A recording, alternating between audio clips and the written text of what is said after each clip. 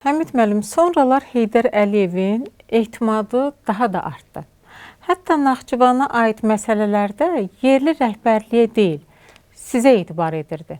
Onun tapşırdığı ki, işinə ciddi ol, işində təmiz ol, rüşvət nədir, belə məsələlər olmamalıdır, ələyirlik, başqa işlərlə məşğul olmaq olmaz. Bütün bunların hamısına dərindən düşünərək ki, belə bir şəxsiyyətin, belə bir dünya şöhrətli, belə bir SSR məkanında hamının hörmət elədiyi, hamının yüksəkliyinə qiftə elədiyi şəxsin sözündən çıxmaq bu olmazdı. Onu da eləmədim mən. Necə böyük sevgi və hörmət eləmədim, bəli.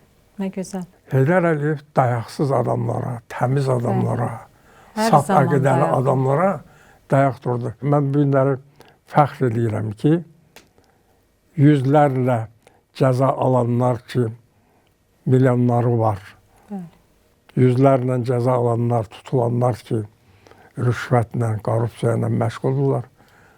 O ifadələr, o hərəkətlər məndən 40 ildir uzaqdır.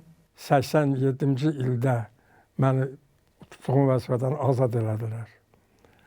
Ondan sonra deməli mən işsiz qaldım. Sonra gəlib sıravi işlərdə çalışdım. Təqaüdlə dolandıq. Təqaüdüm də onda çox balaca idi. İndi şükür Allaha artırıblar, yaxşıdır. Mən heç bir əyri yola getməyə bacarmadım. Ruh xanım, bilirsiniz, məni indi danlayırlar, tüpürürlər. Yaxşı mənada ha. Sən niyə filan şeyin yoxdur? Sən niyə maşınların yoxdur? Sən niyə mağazan yoxdur? Sən niyə filan yoxdur, məkanın yoxdur?